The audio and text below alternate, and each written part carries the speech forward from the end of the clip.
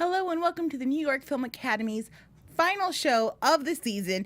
It's very appropriate that Peter Rainer is back because we're doing a recap of 2017 in cinema. Stay tuned. Welcome to Popcorn Talk, featuring movie discussion, news, and interviews. Popcorn Talk. We talk movies.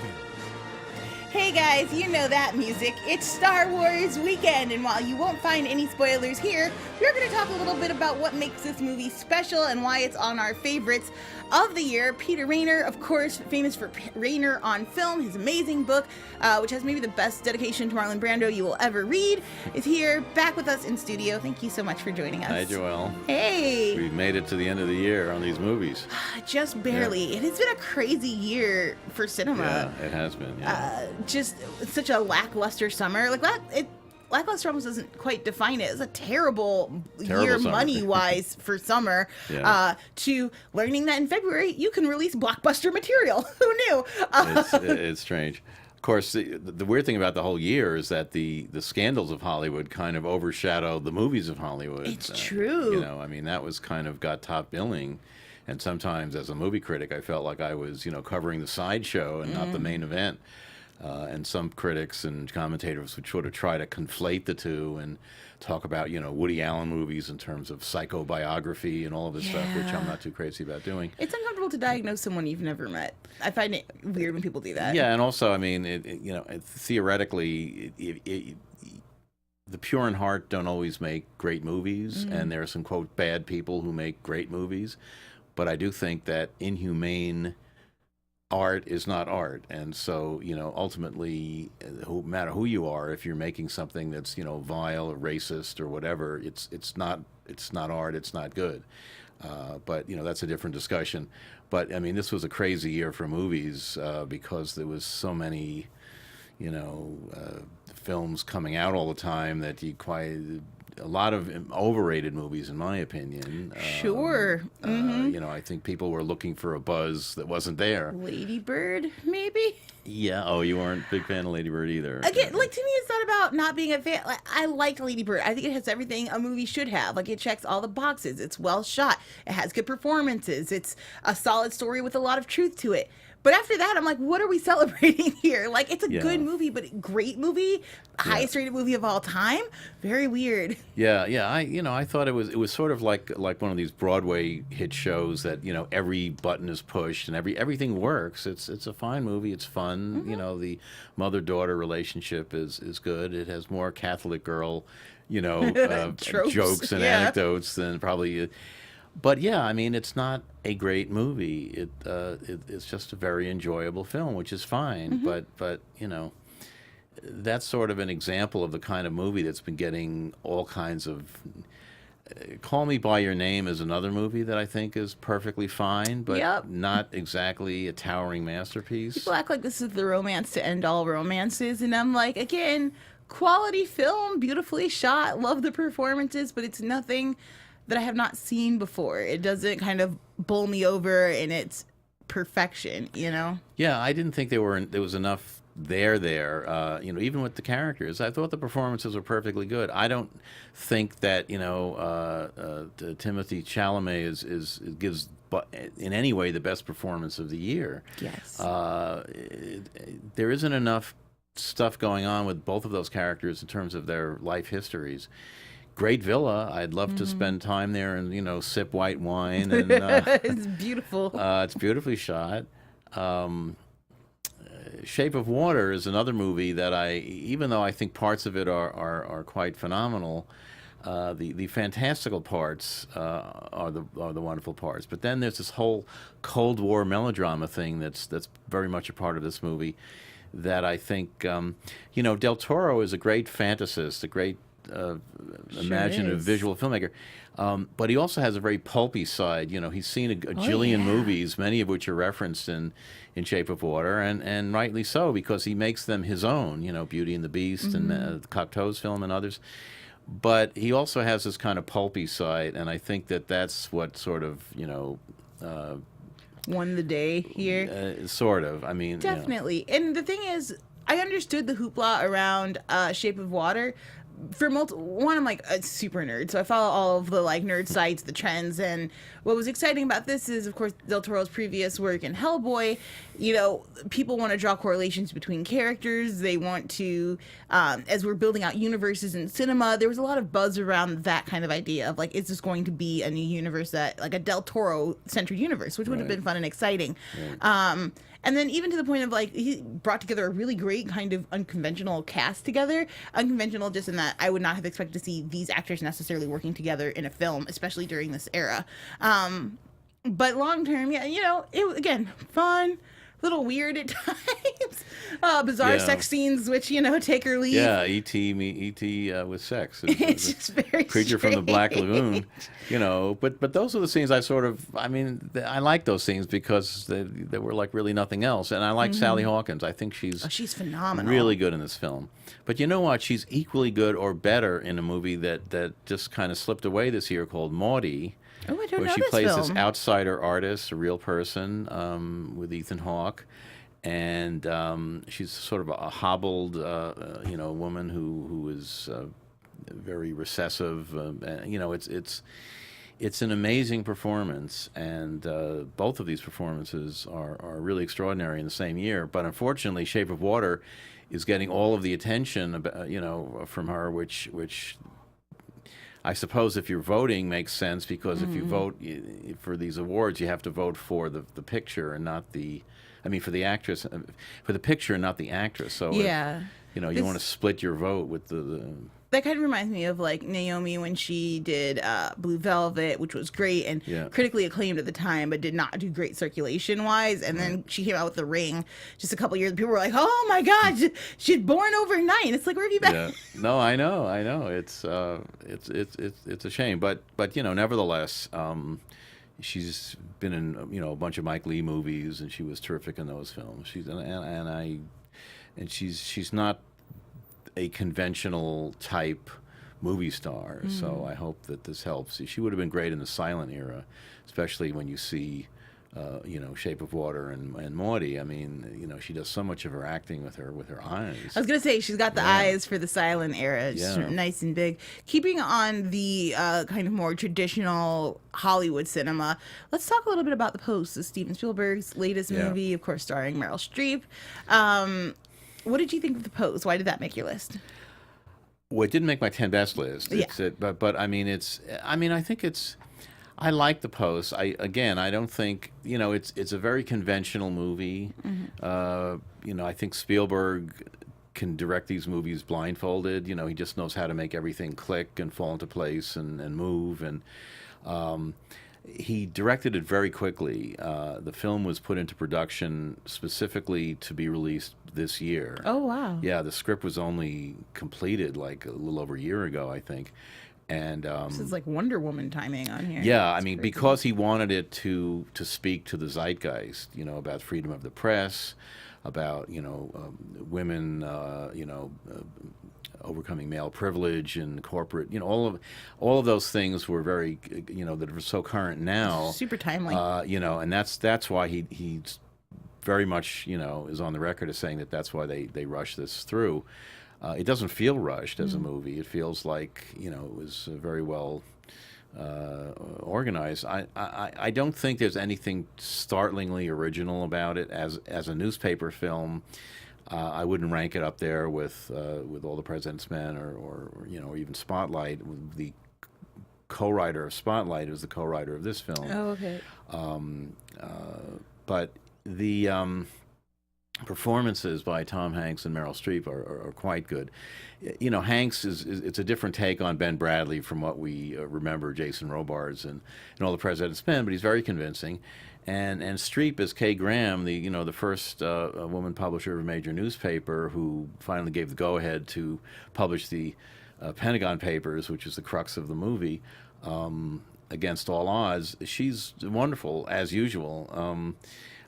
Her makeup for me would look, I don't know, a little Mandarin or something. I thought it was a little off-putting the way they made her up. But I think, you know, she gives a very touching and real performance. Was she made not to be beautiful, or is it... I don't know. I think they didn't want her to look like Meryl Streep, so Okay. they did something to make her look less like who she is. Copy. But I don't think they really needed to do that. But she's awfully good in it. I do. Having said that, I kind of hope she stops playing famous ladies or real people for a while. You know, Julia Child, Maggie Thatcher. Yeah. I mean, you get That to a opera point. lady. Yeah, totally. Right. I mean, not as well known, but yeah. Florence Foster Jenkins. There we go. Which is a movie I really loved, and I'm thought sort that of in the movie was so minority fun. on that. Yeah, people hated it. I'm like, it's a fun movie. Come on. I know. What are you They expecting? really hated it.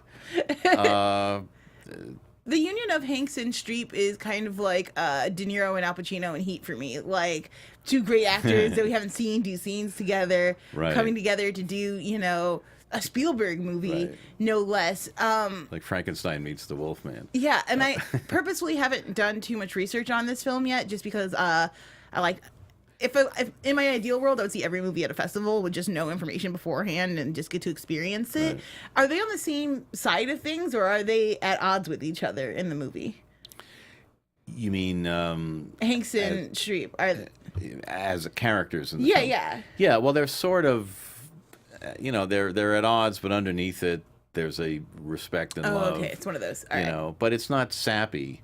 There's a scene early on before the Watergate thing happens where, the Post is sort of trying to be a big newspaper, and at that point they're really sort of more of a regional paper in the shadow of the New York Times, and they're being kept out of coverage of Trish or Nixon's wedding because Nixon doesn't like the Washington Post style page. He thinks they're too nasty. So Streep and Hanks have a breakfast, and she says, well, maybe we are a little too nasty. And Bradley, as the editor of the paper, says, I think he says, like, get your finger out of my eye. and the way he says it is kind of not entirely a joke, but it's they're very good together. It's very good teamwork. So it looks like also not quite making the top 10, but definitely in honorable mentions. 13 billboards or 3 billboards. 3 billboards. Well, that's another one I thought was overrated. My actual top 10 is very eccentric and weird, and It is. It's very diverse. yeah, it is. 3 billboards I thought had the virtue of never going where you thought it was going to go, so it gets points for unpredictability. But I didn't think in the end that it didn't really work for me. The Frances McDormand is very good in a very rather one-note role. I thought, she's sort of indomitable and vengeful People say and this angry. is the most honest role they've ever seen, like shoo-in for Oscars. Yeah. Yeah. I thought the best performance in the movie was Woody Harrelson, who plays a police chief that she Yeah. goes after and who's sick. And it's a wonderful performance. He also plays LBJ in LBJ this year, which no one seems to have bothered to check out. And except for him, it's not really that great. But he's a wonderful actor, and I think he's for me gave the best performance in 3 billboards. Overall, it sort of struck me as being kind of second tier Kenneth Lonergan kind of stuff, Okay, strong words. He's also a sort of Irish or Irish American playwright, and he's very good with dialogue and so forth. But I don't know, there were just sort of too many roads not taken, and the roads that were taken, I thought, were not always that believable. The last one on your honorable mentions list is the new Star Wars movie, The Last Jedi, which we will not do spoilers here, guys. I know for me, in my review, I wasn't ready to put it at my number 1 Star Wars film of all time, but I definitely think it outdid The Force Awakens. I love the story. I love what Rian Johnson was able to do with those characters. What was the standout moment for you in the film? Yeah, I think it's very enjoyable, and standout moment. I don't know. I thought Mark Hamill was really good in it. My goodness. He gives a really good performance, and I can't say too much because I'll start giving things away. No, we don't want to do any spoilers. But I do think that it. He put some real soulfulness into it, where he probably didn't even need to do that. it's kind of like the perils of Pauline. I mean, there's a cliffhanger every 15 minutes, and It's true. Adam Driver is about as broody as he's like. Has he ever played Hamlet? He really needs probably to, has. though. I really liked what they were able to do with Kylo, writing-wise. Again, we won't do any spoilers, but I thought they gave a lot of validity to that character. Whereas before, you're like, this is just a crazy like child acting out. They gave him some backbone and a structure to build off of. Yeah. And the repeating scene worked really well for me structurally. Yeah. So fun film. Yeah. I think for me the best is Empire Strikes Back. I think Okay, most that's people, fair. pretty great. But this film references that quite a bit. And I guess there's another one left in the trilogy, and then Ryan Johnson's going to do another trilogy after that. Well, JG's going to do the final one in this trilogy. Right, but then Yeah, after and then that, I Ryan will think do he's his going own. to do 3 more. It'll be interesting to see where he takes that. I know they're not following the Skywalker family, but I'm excited to see I am not a Star Wars nut like some people are. So I didn't find it. I mean, this is not a religious experience for me, this film. It was. But I know you are. But it worked for me, even so. So it'll work for the 4 other people out there who are not Star Wars nuts. I look forward to hearing this. In seeing it early, the thing I've been waiting on most is just to get other people's reactions to it. So I'm looking Right. forward to it. Let's get into your top 10. I'm going to start with my least favorite of your top 10, which is Mother. What did you like about Mother? How does it make it in there? I'm going to get a lot of heat for this. I mean, people didn't just dislike this movie; they hated this Yeah. movie. Rex Reed said it's not just the worst movie of the year; it's the worst movie of the century. I thought that was excessive. Yeah. But Yes, it goes way off the deep end the last 15 minutes, and I normally don't like Darren Aronofsky movies, so I feel doubly weird for liking this film, because all the people who like this movie.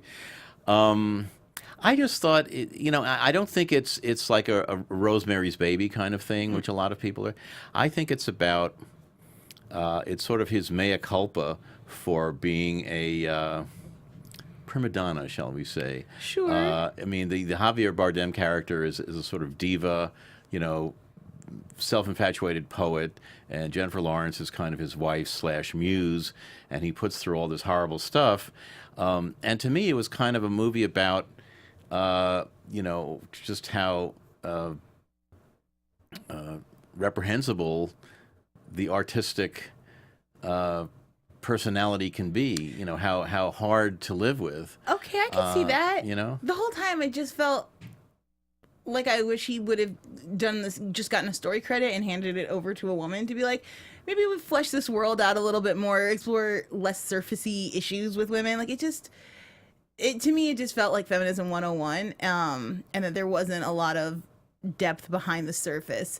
I was intrigued by a lot of the performances, and anything that's like weird and kind of avant-garde, I'm instantly going to gravitate towards. So it was an intriguing experience watching the film, but I don't know if it cracks my top 10.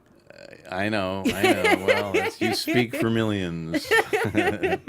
Let's see. But it was number 10, so I didn't. Right. It's not. Okay. That's totally fair. Number 9 10 and a half. Peter. Number 9 is The Breadwinner, which is an animated film that's been making the circuit. For me, it's my favorite animated film since maybe The Secret of Kells. She worked on that also. Yeah, definitely. Yeah. For you, what was it about the story in The Breadwinner that gets it onto your list? Well, I think it's just a really touching, powerful story that has all sorts of ramifications, both personally and politically. Now, this girl tries to save her family from the Taliban in Kabul, and I know a lot of people think that animation should just be for fun games kind of stuff or goofy stuff, and that you can't deal with serious issues in animation, but it's been proven time and again that you can. Marjane Starapi did it with her book Persepolis, which was turned into an animated feature. I never understood that theory of like, oh well, suddenly it's a drawing and so it can't be emotionally impactful. I don't know. I guess people grow up with Disney or whatever, or Bugs Bunny for sure. I mean, and you don't think that you can speak to something serious using animation because it's basically a kid's genre. The nice thing about the Breadwinner is that I think it works for kids and for adults too. You can interpret it on many levels, and it's very beautifully animated, and the voice work is good. I think Angelina Jolie is involved. Yeah. I know she had like a production credit on it. Mm-hmm. Yeah. She, by the way, directed a very interesting film. I've heard interesting things about that movie. A lot of controversy about the way they went First about They Killed My casting Father. it. It's a very strong film. Set during the Khmer Rouge massacres. But yeah, I think Breadwinner is just a marvelous movie. I encourage people to see it if you can in your hometown. I'm sure it'll be available on Amazon Prime soon. Yeah. If it's not already. Let's take a look at number 8, Ex Libris. What is this? Ex Libris is a 3.5-hour Fred Wiseman documentary. Cow. Now, Fred Wiseman to me is God. Okay, he's 87, I think now, and he makes a movie a year since the 60s. And almost all of them are first rate. This is about the New York Public Library. And what he does, he tends to make movies about institutions of some kind, social institutions, political institutions, Neiman Marcus, he's been all over the place. And he's spent, many months filming not only the main branch of the New York Public Library, but the many branches around the city. He does have a tendency to go in a little bit too much for board meetings. I mean, sometimes you feel like you're trapped in a cable access, town hall tape loop. But it's just a very powerful movie. It's a movie about, it's sort of an ode to not only New York and the many people who inhabit these libraries and work there, which is an incredible cross-section of people of all kinds, but it's also sort of an ode to the freedom that is engendered by these libraries, which is, if you think about it, a very important thing right now in the world. It's totally fascinating. Yeah. You have writers and musicians like Neil Gaiman and Amanda Palmer doing these really elaborate setups at the New York Library trying to help raise funds.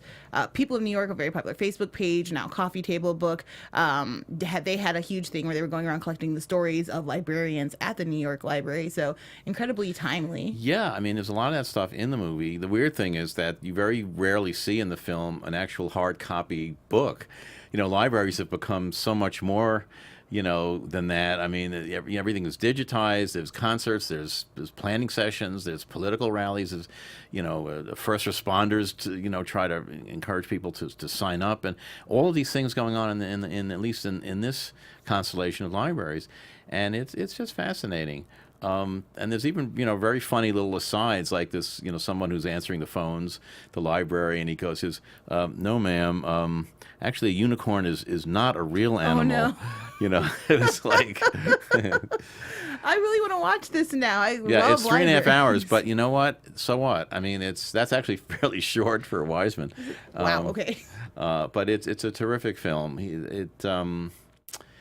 Yeah, I mean, he always shows his films on PBS. Until fairly recently, the only way you could see his movies was either by catching them on PBS or renting them at exorbitant prices from his company in Cambridge, Mass. But then he's been putting his films on DVD, and I don't know if they're streaming or anything, but you can definitely access them in other ways besides seeing them in theaters at this point.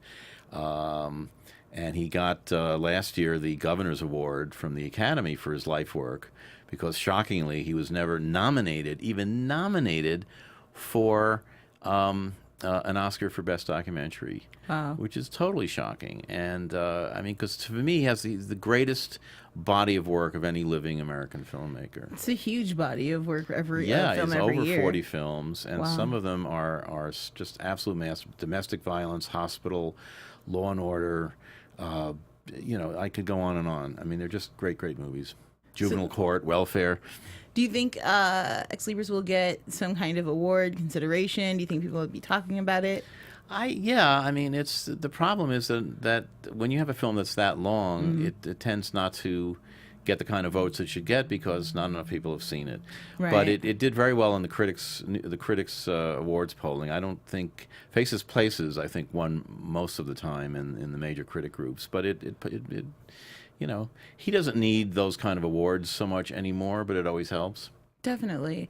It seems like it'll be a very strange year for awards as well. I don't want to deviate too much from the list, but I know the New York Film Critics, was it Society or Circle? Circle. Thank you. They voted for like Moonlight with Best Director. Last year. Yeah. And then this last year we, the New York critics voted for La La Land for Best Picture. And then was it Best Director then? Was Moonlight was Best Director. Okay. But in L.A., I believe it was Moonlight that was Best Picture. Yeah, and then this year they did Get Out, but we noticed that the Golden Globes did not pick up Jordan Peele as Best Director. A lot of people were looking to Greta Gerwig to maybe get some nominations this year. That didn't happen at the Golden Globes. I have a feeling that by the time Oscars comes out, it's going to be an entirely different set, which will be very weird. Typically, they're pretty much aligned. Well, there's no consensus this year, which can be kind of interesting. And It's these people who make their living handicapping the Oscars, starting January 1st, with all these flow charts and stuff. I mean, it's all kind of nonsense. And afterwards, when everybody's wrong, they don't really go back and say, "Oops." They just kind of move on to next year. There's no harm in guessing. I'm not particularly good at predicting Oscars. People think, "Oh, you're a film critic. I'm going to find out what you." But no, I mean, film critics often outsmart themselves. The big trap you fall into when you're handicapping Oscars is to pick films that you like as opposed to the ones you think will win. Truth. I mean, it's very tempting to put a film that you really like in there. Oh, this is going to win Best Picture, when you know that some film you hate is much more likely to win. I lost my 2012 Oscar poll because I chose How to Train Your Dragon over Toy Story 3 for Best Animated Picture because it moved me. I should have known Toy Story was going to win. Tell us a little bit about Kitty. That's another film that hasn't been, high in circulation. I know. Yeah, it's a documentary about cats in Istanbul. But it's a wonderful movie. The way it works in Istanbul is for thousands of years, apparently, the city's been overrun with cats because they're considered, I don't know, good luck charms, but they just kind of let them run free. And so the film is shot sort of from cats' point of view a lot of the time. Focuses on 3 or 4 of these cats and all the troubles that they get into. But more than that, it's a movie about the city itself and the people who inhabit it. Who love these cats, and it ends up being this kind of rhapsodic portrait of a great city through the eyes of these cats. It's hard to describe, but it's a wonderful movie. I've heard nothing but really great things from the people who've seen it. They're like, it's funny, it's charming, and it's a really interesting way to explore a city that many people haven't had an opportunity to visit. Exactly, and I'm not a big cat person either. That's not why I really like this film. If you are a cat person, then it's probably like the Star Wars of cat films, right? I'm surprised YouTube hasn't gotten a hold of it yet, and it kind of seems perfect for them. Here's a movie I haven't seen yet, but I'm dying to see, The Phantom Thread, which is rumored to be Daniel Day-Lewis's final film. I know. How are you feeling about it? Is this a good note for him to leave on? Well, yeah, I mean, it's a very good movie, and it's a terrific performance, but that's all the more reason why he shouldn't be leaving. I think he's a little bit nutty, perhaps, shall we say. But the fact that perhaps the greatest actor in movies who's won 3 Oscars and could possibly win a 4th for this is just going to sort of hang it up. He's not that old. Why? I don't get it. I mean, he said he sort of fell out of favor with himself when he made this movie. It was too sad an experience. I don't get it. He talked a lot about filming in a very small house because the shop where they worked, so that's where they filmed. I don't know. He's married to Rebecca Miller, who's a film director, the daughter of Arthur Miller, and so I'm hoping that at some point she'll write something for him. Well, she'll need money. She'll need somebody to step in and make the financing for this film, and he'll do it. I mean, he has been in films of hers before. Wasn't My Left Foot her film? No, that was Jim Sheridan. Oh, okay. Yeah, that was wow, what a performance that was. Yeah, it was really great. But he's kind of done this before unofficially. He doesn't act that much. There's 3 or 4 years between movies. And one time he sort of took off entirely and worked as a cobbler in Italy. He comes from one side of his family were cobblers, So, but this is the first time he has sort of said, publicly that he's not acting anymore. But Sinatra said he wasn't going to perform anymore, and then he came back, and I mean, Jimmy Cagney. Miyazaki has retired 3 times in the last 5 or 6 Yeah, years. I mean, so. I'm hoping there's some role that's just so great that he can't possibly turn it down. But he plays a 1950s English dressmaker in this movie. Not a real person, but a sort of a composite of several people, I think, who with his sister is part of this company that he owns. It's a strange movie because it's really more like Rebecca or Vertigo Really? than anything else. Yeah, that's not how they're promoting it.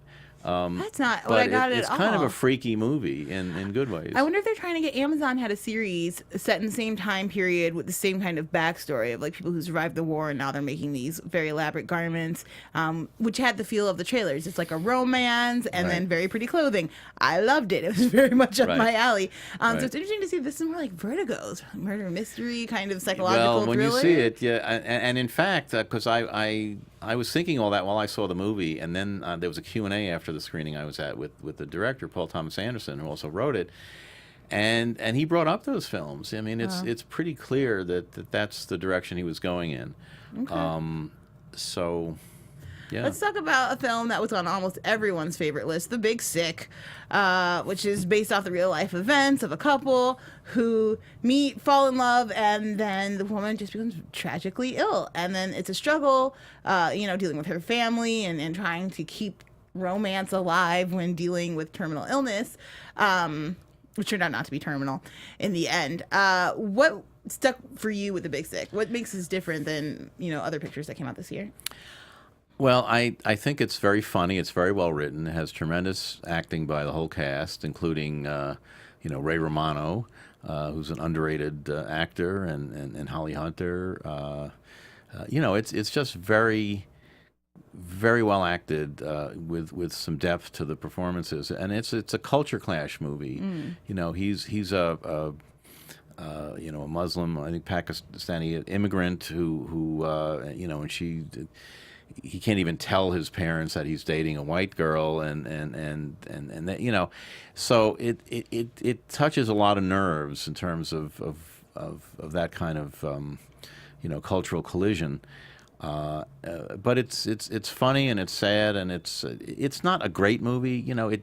In some ways it's like Lady Bird. It sort of punches all the right buttons and it's very slick. But it does have heart to it, and I think particularly with his story, what he goes through to have his parents sort of accept what he's doing.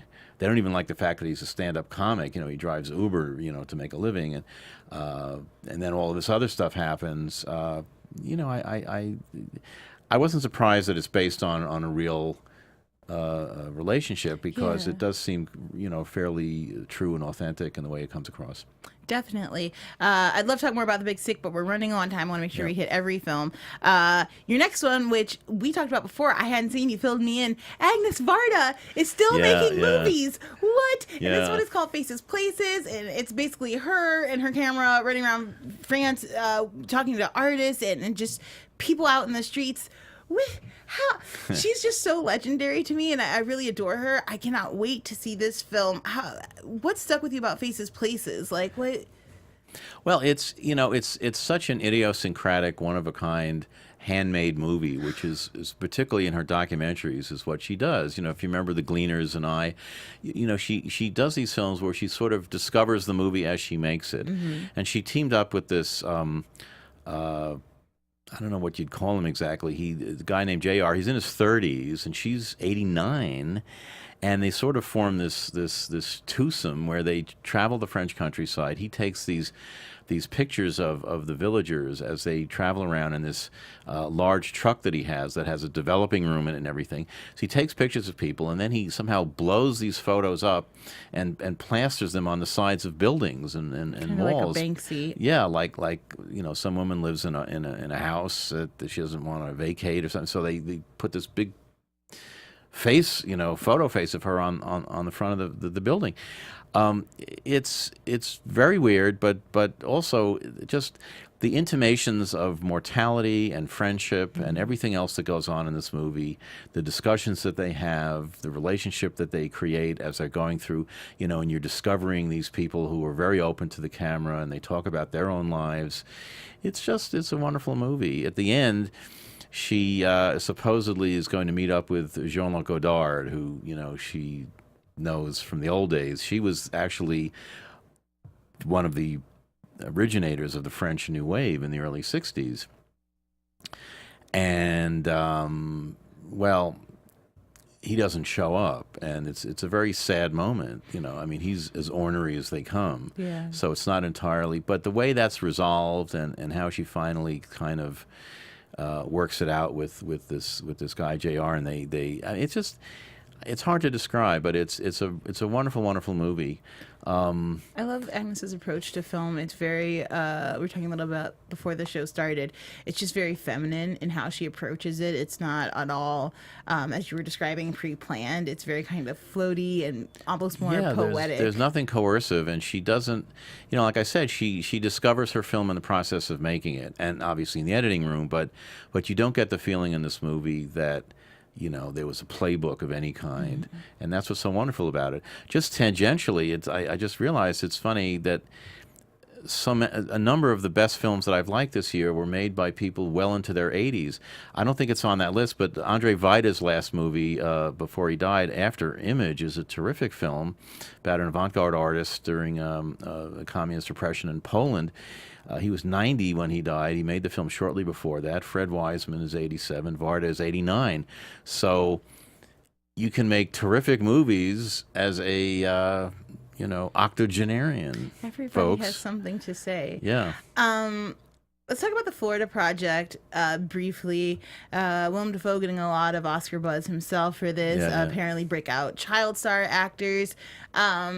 I enjoyed the film, but it's, again, with our punch card, hits a lot of ticks, but didn't do a lot for me. What was it doing for you? Because it's like number 2 on your list.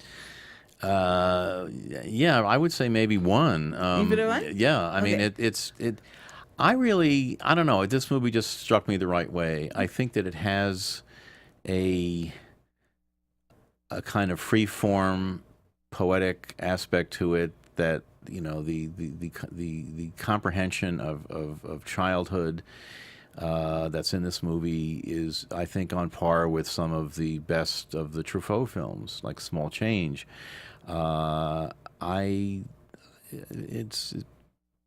Defoe is great. He's often good, but I think this is his most human-scaled performance. There are no prosthetics or anything going on there. He's playing a sort of bedraggled motel manager in this rundown motel outside of Disney World, where mostly single mothers or grandmothers and their children are there.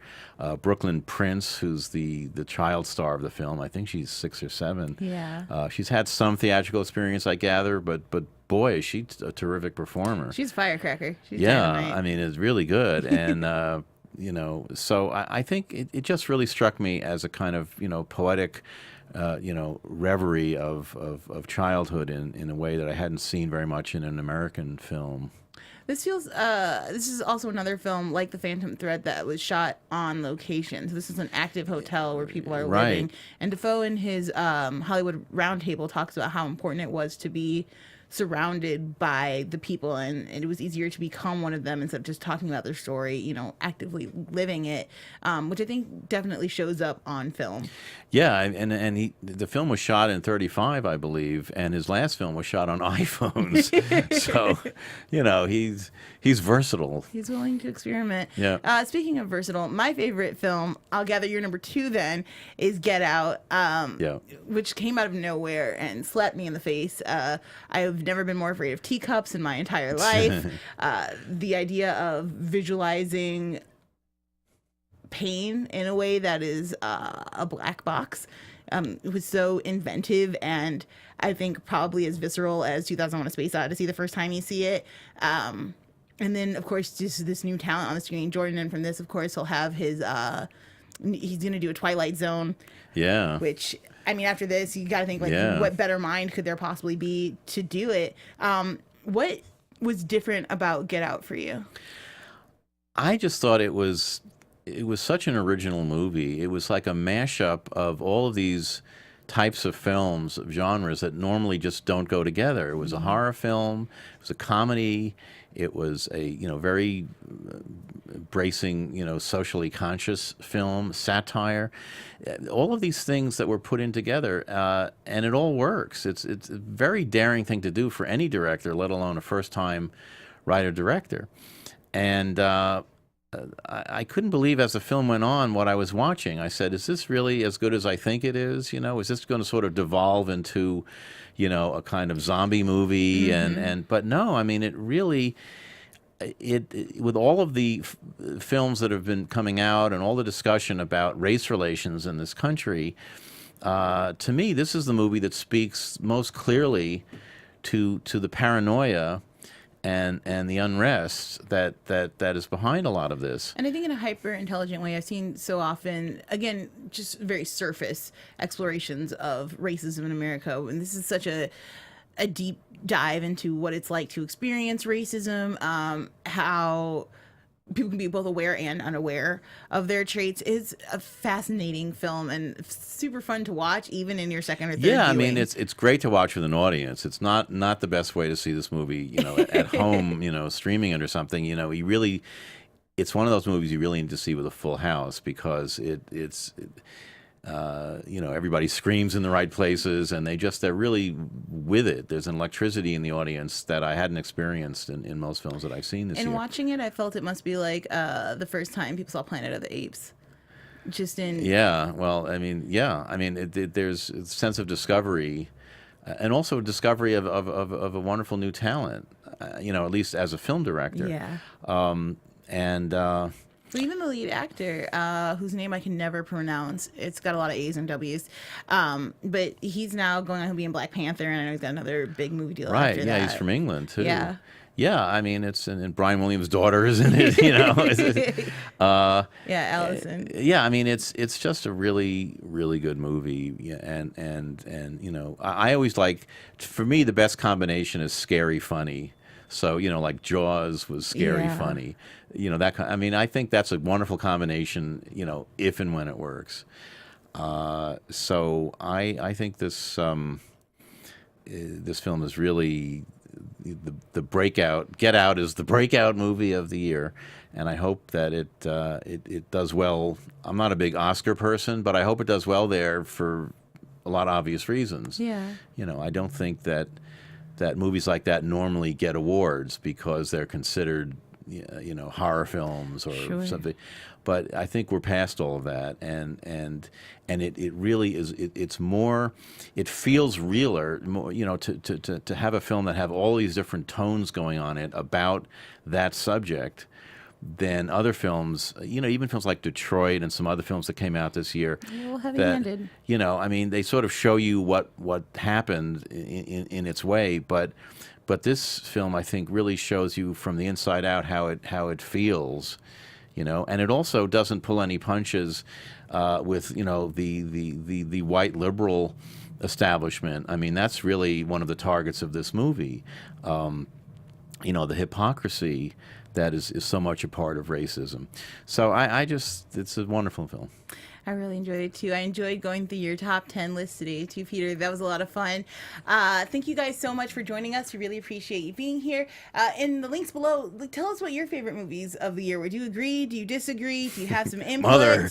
Okay, maybe. But we definitely want to hear from you. This is our last show of the year, but we will be back in January. So just follow the Popcorn Talk Twitter page, and you'll get an update on our exact date we'll be coming back. But thank you so much for joining us this year. It's been a lot of fun. Thank you, Peter, for coming in. Always a pleasure. Thank you, Joelle. Educating us. It was wonderful. Sure. And we'll see you guys next year.